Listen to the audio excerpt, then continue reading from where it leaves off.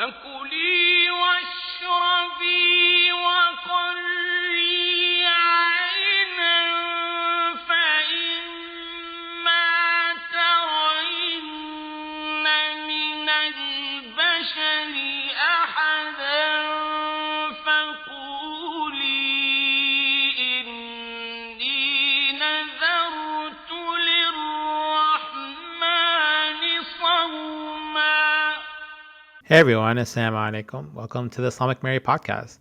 So today we're going to start the beginning of the section on Maryam. And I know many of you are thinking, we've been waiting so long to get to this section. This podcast named the Islamic Mary? And for the last couple of weeks, we've been speaking about the beginning of Surat Maryam, then with Zechariah, and now finally we're getting to the section on her. Now, we did all that hard work for a reason, and that reason was that Zechariah is the guardian. Kaffalaha Zechariah. Zechariah is the one that takes care of her, provides for her, and Zechariah is the one who actually sets the stage for the coming of Maryam. So one of the things in my book, The Islamic Mary, is that we often jump to talking about Mary in Islam and Mary in the Qur'an. But oftentimes we have to understand how these stories fit within larger Quranic narratives.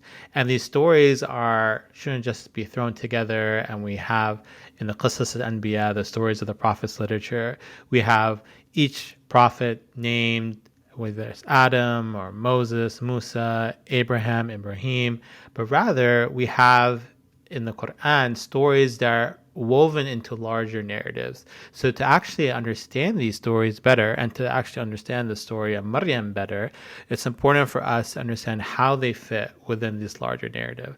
And the larger narrative here is that of Surah Maryam, that starts with these unique letters, then it starts with a passionate plea from Zechariah, and then we finally move to the story of Maryam. Now, as we recall, Zechariah sets the stage for Maryam in multiple ways. So he first begins with a dua, a call, a nida. He calls to God for a child, and we'll see that becomes very important in the story of Maryam. He is someone who is devout and religious. He prays in the evening and in the afternoon. He's also someone who's told to be silent.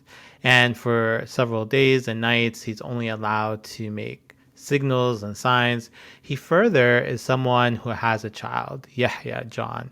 And that John, or Yahya, is someone who is told that it's going to have a righteous life and is going to live and is going to die and then be raised up again, similar to the Islamic Jesus or Isa.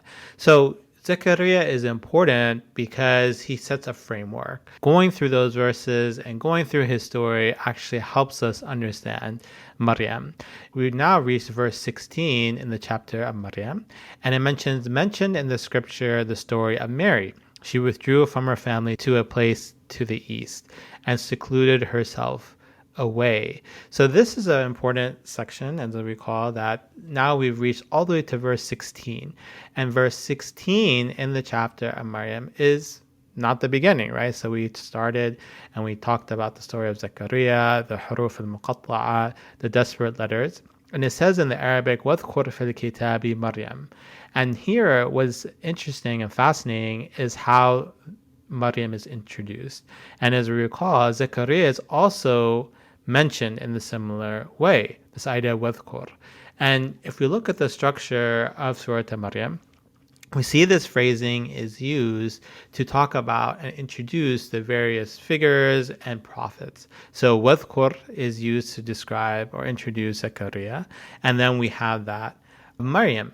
And if we look later in this chapter, we see that this phrasing is used to talk about Ibrahim. wadhkur fil kitabi Ibrahim.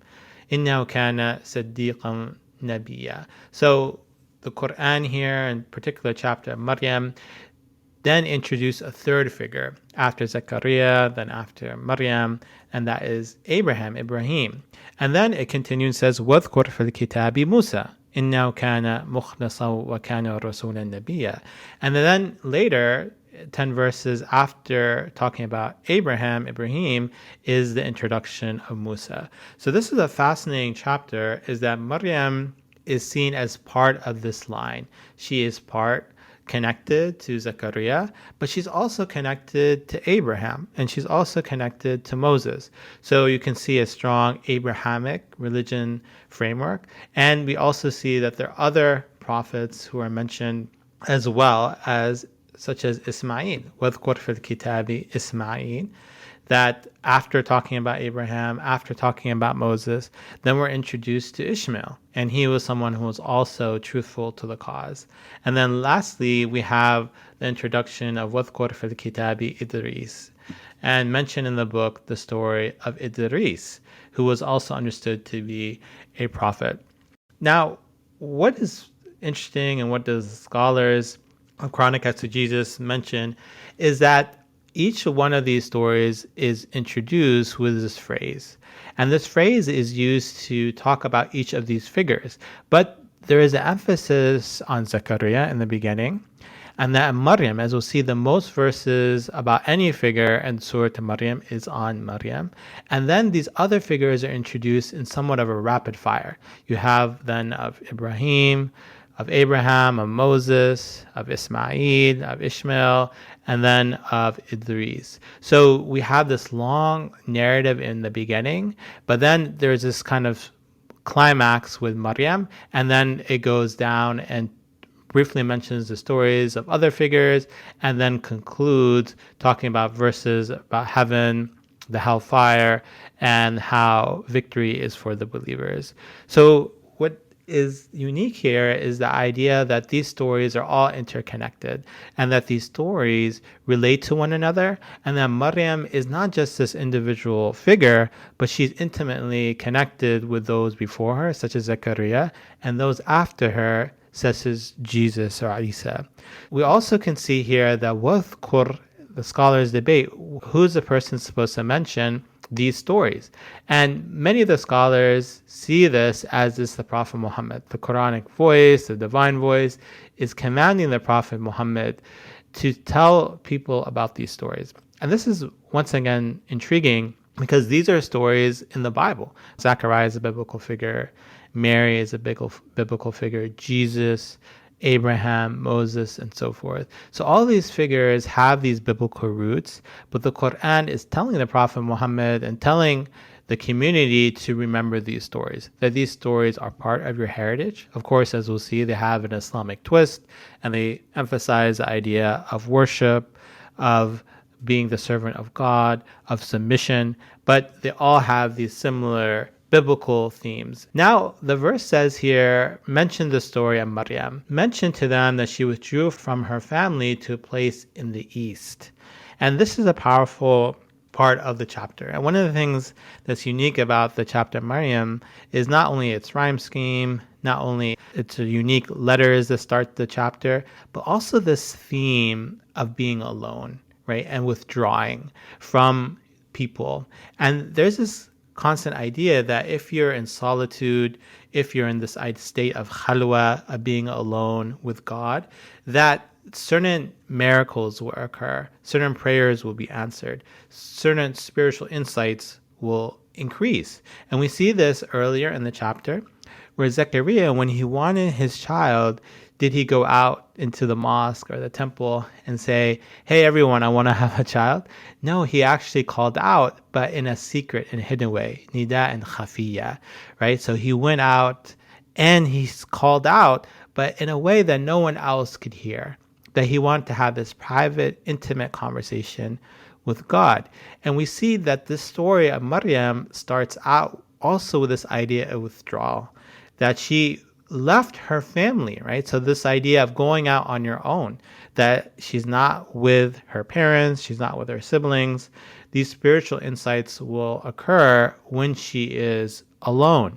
And she goes to this place in the east. And there's this whole debate about where this place is and where is the east. And many of the Muslim scholars, they understand this either that she did this khalwa in her house. So she was in a larger house and she went into a private room and spent much of her time there, or this is the Qibla, the direction of prayer, to the idea of facing towards Jerusalem when she made her prayers and supplications. Now, this idea of withdrawal is something that we see in this chapter, and we will see this later, that when she has the baby Jesus, Isa, she will withdraw again. And the same verb is used in tabada, that this idea that she will remove herself, that in this moment of transformation, in this moment of birth, of this bringing this new life into the world, she will not actually be surrounded necessarily with her family,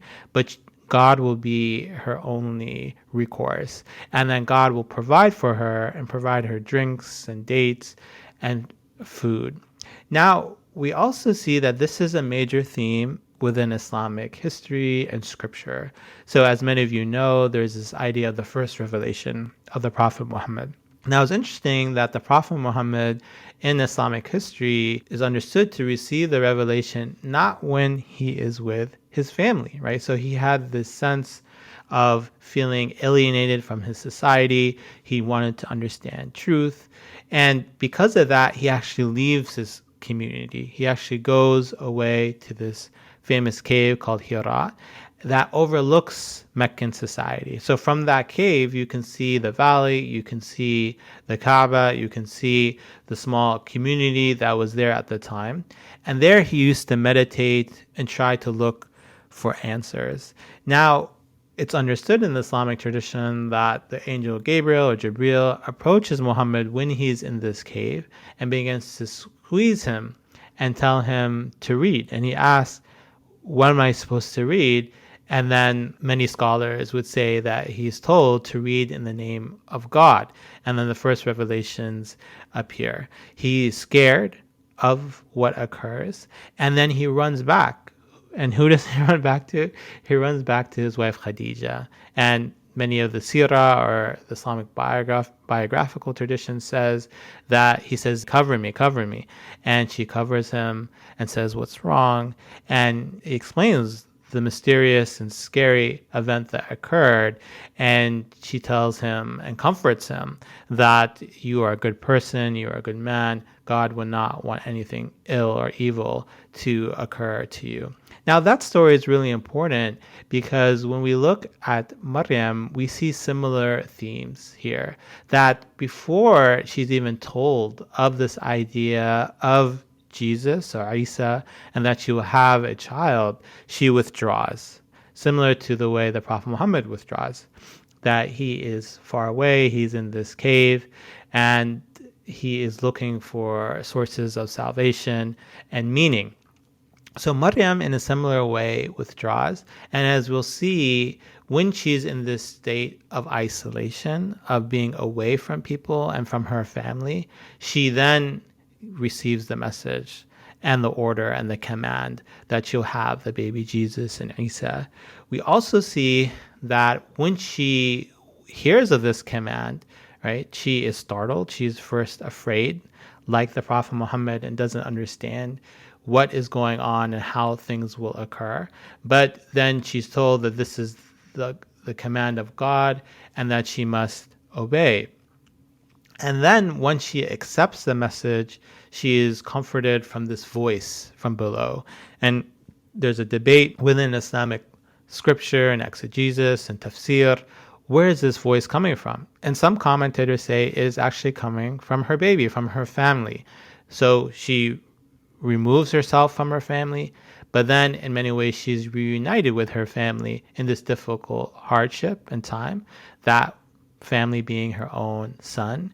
And in a similar way, the Prophet Muhammad is reunited with Khadija and comforted and taken care of. So to conclude, we see that we are beginning the verses of the chapter of Maryam, and we went through the verses of Zechariah because they set up the story of Maryam. And one of the themes that we see, especially for this session, is the idea of withdrawal, of secrecy, of intimacy. That when you're alone, away from other people, your true self emerges, that you're not only performing for other people, but you are in the state of contemplation, of meditation, and you're trying to discern who you are as a person. And we see this first with Zechariah, that his true self comes out, his true dream, his hope, that when he's by himself, he makes this prayer that he wants to have a son. And his true worries emerge, that if he dies, then there will be no one on this earth to follow, and no one on this earth that will represent him. And we also see this same theme with Maryam, that first the story begins with this idea of wadhkur, remember, which is a similar way that introduces the story of Zechariah, of Abraham, Moses, Ishmael, Idris. And it connects Maryam with these other figures. She's not just only seen as a female or a woman figure, but she is someone who's seen as a great spiritual role model that's connected to these great prophets of the past. And the beginning of the story sets up this idea that she withdraws from her family, that she's not with them, they're not necessarily there, but she is in this state of khadwa, of isolation, whether that's in her house or in another location. This area of being in a state of isolation will lead to the coming of Angel Jibril, who will tell her of the coming of the birth of Jesus. So thanks once again for listening to the Islamic Mary podcast. I want to thank you all for subscribing, following the series. You've all been patient waiting for this section of Maryam to emerge. I want you to encourage your friends, students, and colleagues to listen to the podcast. You can always text me, email me about your thoughts, your ideas, your suggestions. Review this podcast. Once again, several reviews have emerged. I really appreciate you taking the time to do that and supporting my work and research. And of course, you can visit my website and my newsletter. I've been sending monthly emails to everyone, updating them on when the book is coming out and how people can be of support. Thanks once again, and take care.